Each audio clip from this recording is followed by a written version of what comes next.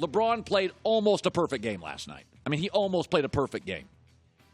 At home, against the rebuilding Indiana Pacers.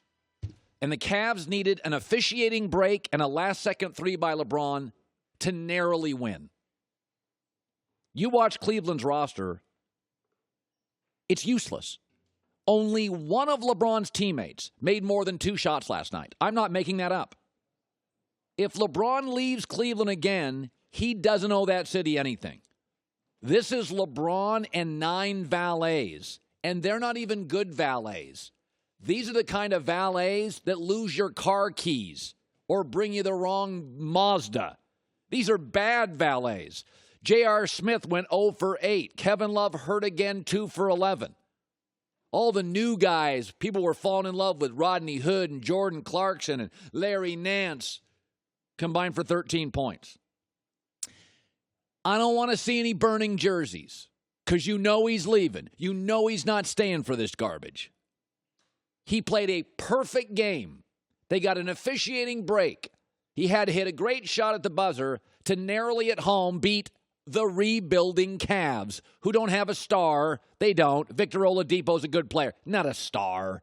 It's not a star. Okay, listen. In review, let's look at what has happened in Cleveland pre and post LeBron. Before he arrived, the previous year, they were 17-65. That was 15 years ago.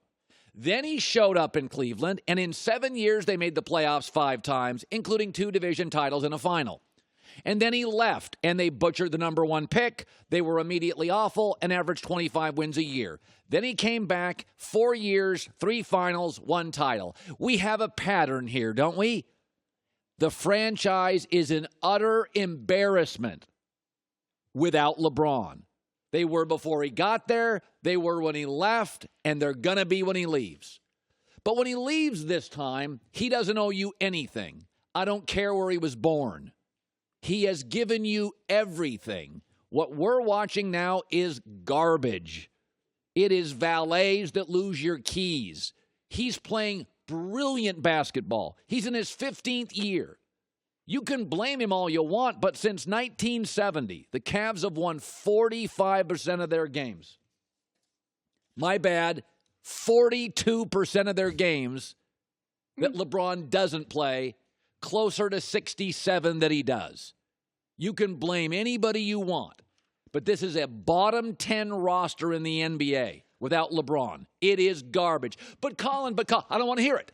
You were junk before him, you were junk when he left, and you're going to be junk in an hour when he leaves. I don't want to hear it. You're the luckiest franchise in the world that you had him.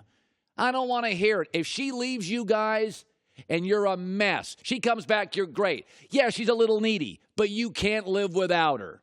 I don't want to see. You know what I want to see when he leaves now? Statues. You know what I want to see? I want you to rename the city to Clebron, Ohio. I want the Browns to become the Bronze. I want a shrine. I want a museum. I want the face of LeBron James on the roof of the arena because you before him and you after him have been utterly embarrassing. And this is an abject mess. And if you hired a great GM years ago, you wouldn't have to lean on LeBron. You would have leverage. But you don't have leverage. By the way, Miami was great before LeBron, and Miami will eventually be great after LeBron because they got Pat Riley, and they have a good coach and a great owner. Miami was relevant before LeBron arrived. They were really relevant when he was there, and guess what? Within the next 5 years, Miami's going to be relevant again. You can blame all you want, but this is the worst-looking roster if you take LeBron in the entire playoff picture. It is a mess. Years ago, I had a very smart person in the NBA that was a general manager of an NBA team, and this was years and years ago, tell me something that I've never forgot.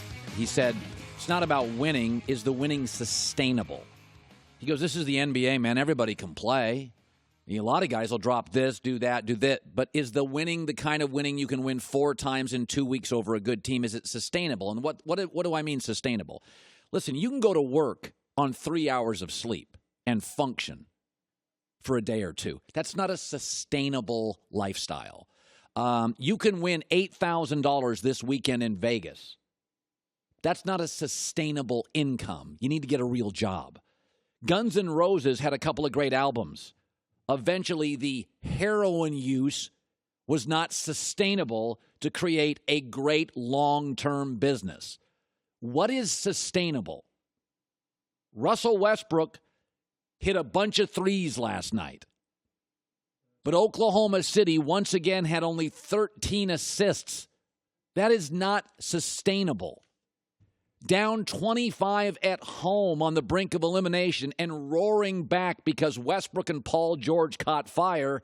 You can win a game like that. You can function for a night like that. It's not sustainable.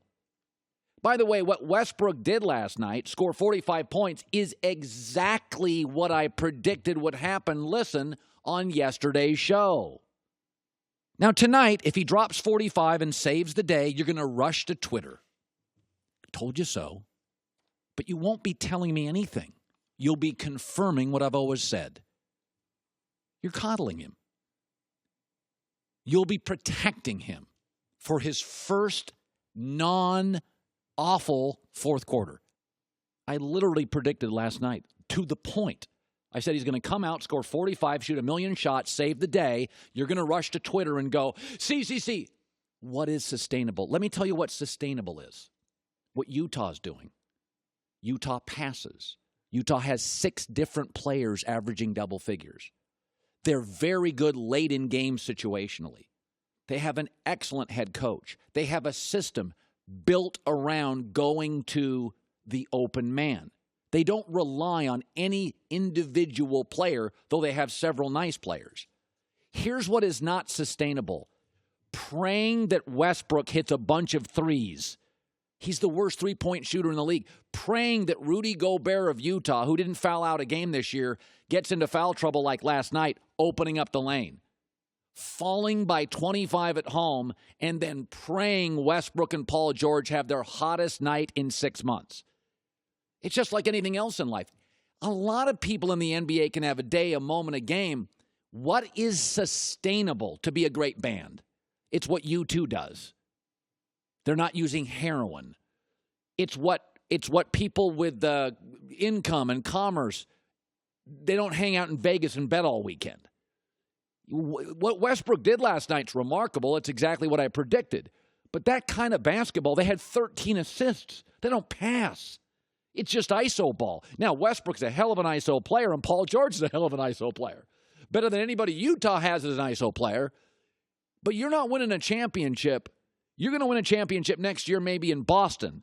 Good coach, star players, system. Philadelphia, Ben Simmons, elevating those, system. Golden State, high IQ basketball players. Multiple guys can score, system. Mike D'Antoni, three-point math, analytics, system. That's not a system. That's just Westbrook's great and he got hot. And Rudy Gobert got into foul trouble, which he doesn't very often, open the lane up. That is not a sustainable way to forget winning championships, forget winning the Western Conference Finals. I don't think that's a sustainable way to win a playoff series. Hi, everybody. Thanks for watching. Subscribe here to get the latest from the show.